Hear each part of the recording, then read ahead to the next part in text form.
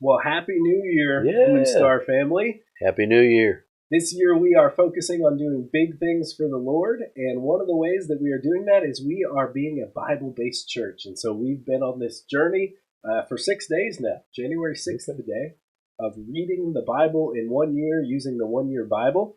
And so welcome to the first episode of the Big Things from the Big Story podcast.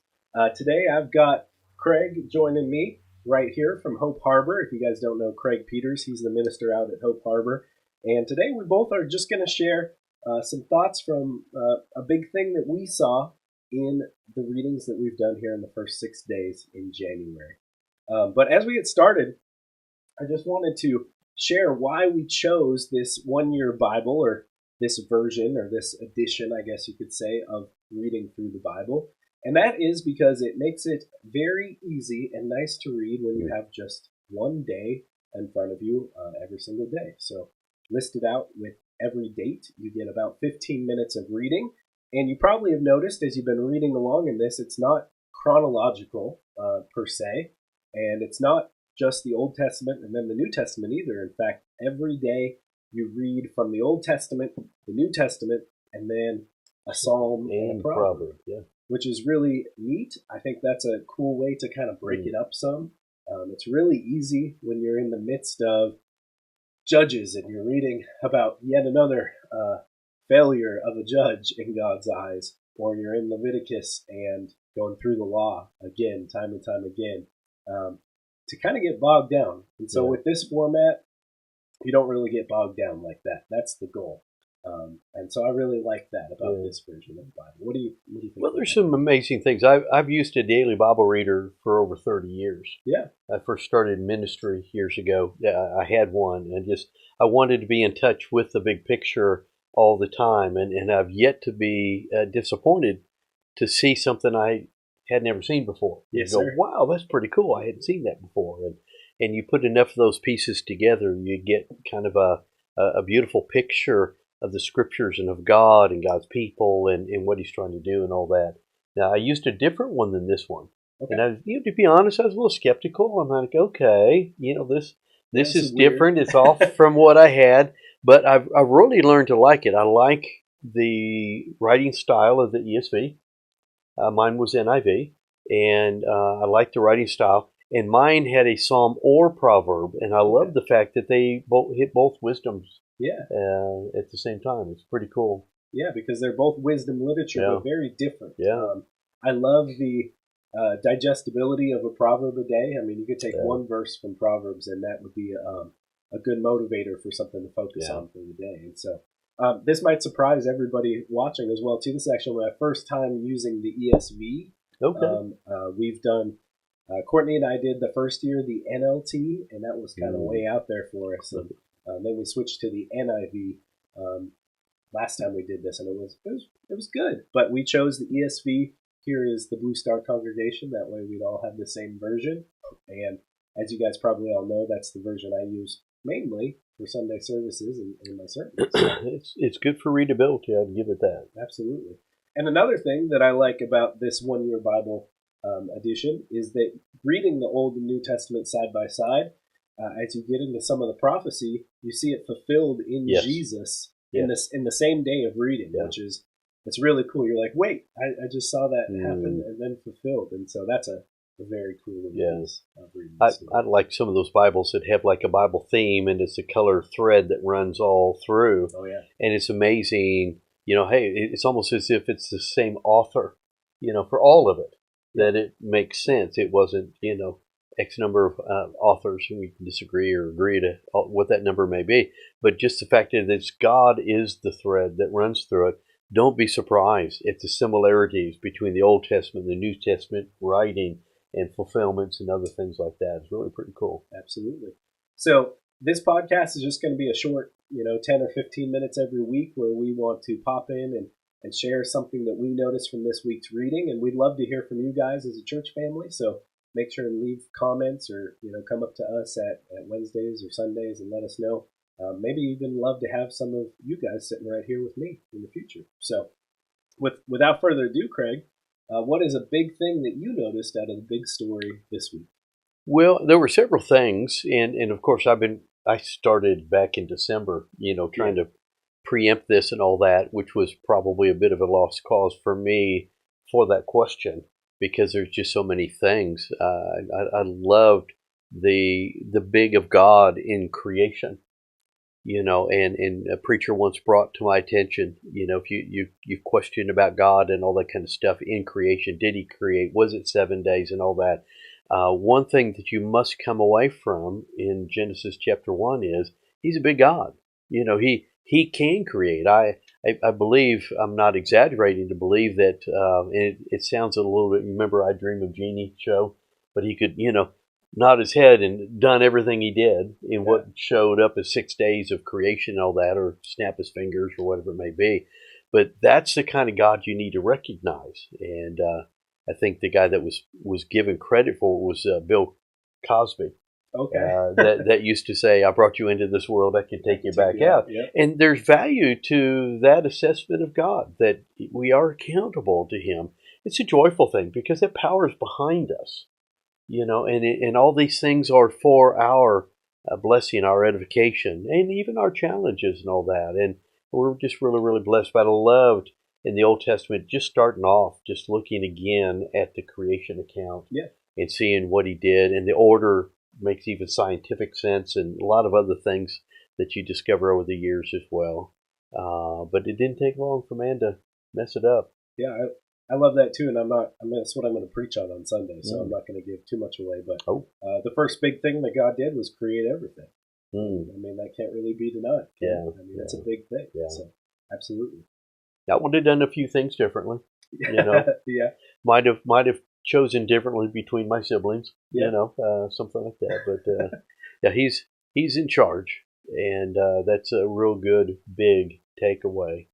I was looking at the Sermon on the Mount, which is really the kickoff for Jesus's ministry, and looking at the Beatitudes. And I heard a song this morning on the radio, Christian song, and it talked about being able to witness the beauty of God around you is just this wonderful reminder, what God is trying to do, and realize you're never alone for a moment, which is a blessing. Yeah, and just a minute ago too, you were telling me about something that you found kind of interesting in the story of Cain and Abel there at the beginning of Genesis as well. Now you look at the struggles. I mean, can you handle a rebuff, a rebuke? Can you handle God saying, "Okay, I'm not really into that with you"? Mm-hmm. And I think that a lot of our religious world really isn't like, no, you must condone what I do. And what I love is God says without blushing, He says, Cain, I'm not really into your offering. It's not, and we don't have any indication of what was requested. I'm one of those people. Tell me what you want, and I'll do my best to give it to you. Yeah. I don't know if God gave that as a luxury. Maybe you know the nature of God, and from that you assess what you want to do for Him and all that. I don't know how that played out.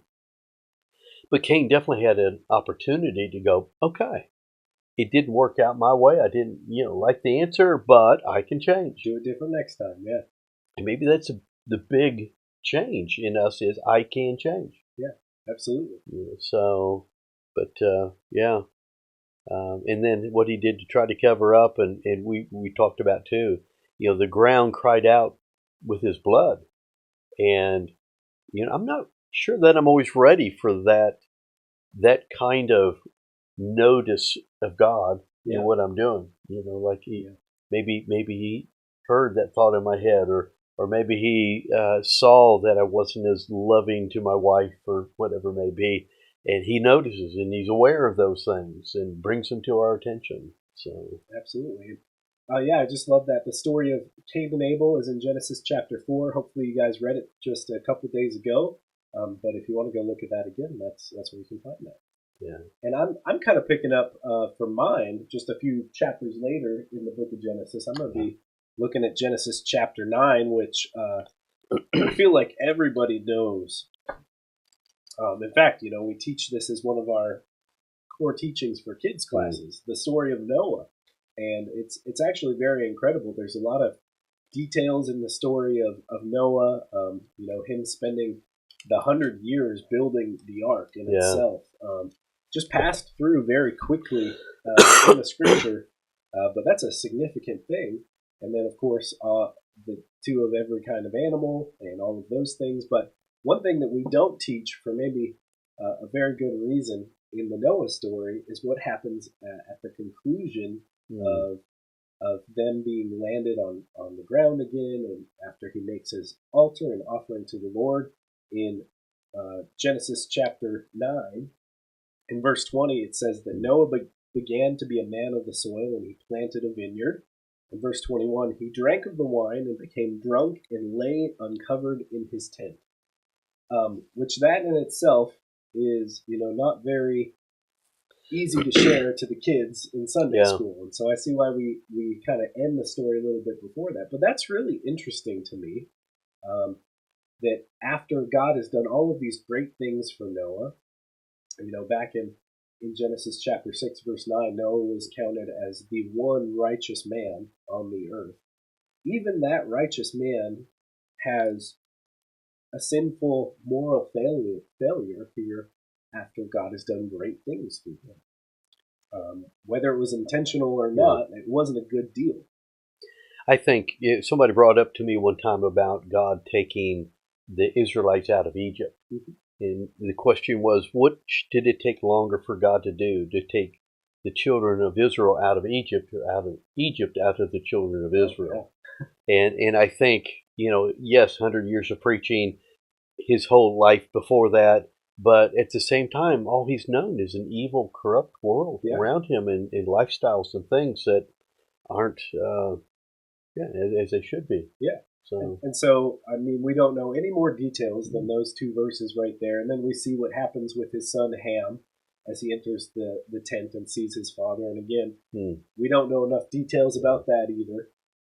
A lot of people like to speculate about what actually took place there. We only know a few verses, what happened.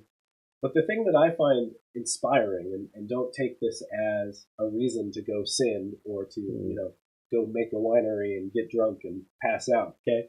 But God uses even somebody who falls back into a sin. He uses somebody who's imperfect, like all of us humans are, to continue his perfect plan. Yeah. And so the descendants of Ham, the Canaanites, are now cursed. The land of Canaan, I guess I should say, is now cursed, and they will always be enemies of the brothers. And we see that coming true to fulfill God's plan, because if you remember, in the Promised Land, who was it inhabited by? When Israel finally gets there, they're scared of the Canaan. And so God still uses this failure from a human point, misstep, if you will, to fulfill his plan in the grand scheme of things. And so that's why I think just those couple of verses in Genesis chapter 9, you read the whole little snippet and in verses 20 through 27, but I think that's an important one for us to recognize as well. A big thing and a little.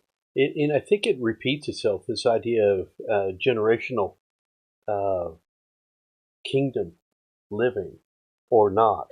A generation or several generations might actually embrace some of that same weakness or, whatever type of thing, and how it can, leave a mark behind that you never intended for. And I think that's part of, our iron, sharpening iron when we get together and whatnot, is to help us be the best we can be, not settle in and be like everybody else. Absolutely. Well, Craig, do you have anything else you wanted to share from these first 6 days, I guess, of reading in the One Year Bible? Well, I like the idea of bigger, and it's very easy to be nominal, to just kind of get by, type of thing. And it's wonderful to think that maybe more, in my life, seeing God as bigger. Mm-hmm. Blessed are the pure in heart, for they shall see God. Well, may you all have a blessed 2026, that you see the handiwork of God, the power of God, the presence of God everywhere around you, as well as in the Scripture, as well as in the lives of other people around you. And may that make an impact on your walk. Absolutely, and I think that ties right into our theme here at Blue Star for 2026, doing big things for the Lord, being Bible-based, being an inviting church and involved and greeting other people. All of these things are what we're focusing on. So if you guys have any things that you've noticed from this week or next week's readings, make sure and leave a comment below or come and find us. But we'd love to share those with you, and we'll be back, one of us, next week, sharing another thought of a big thing from the big story that we found. So thank you, Craig. I appreciate it. Good to be here and look forward.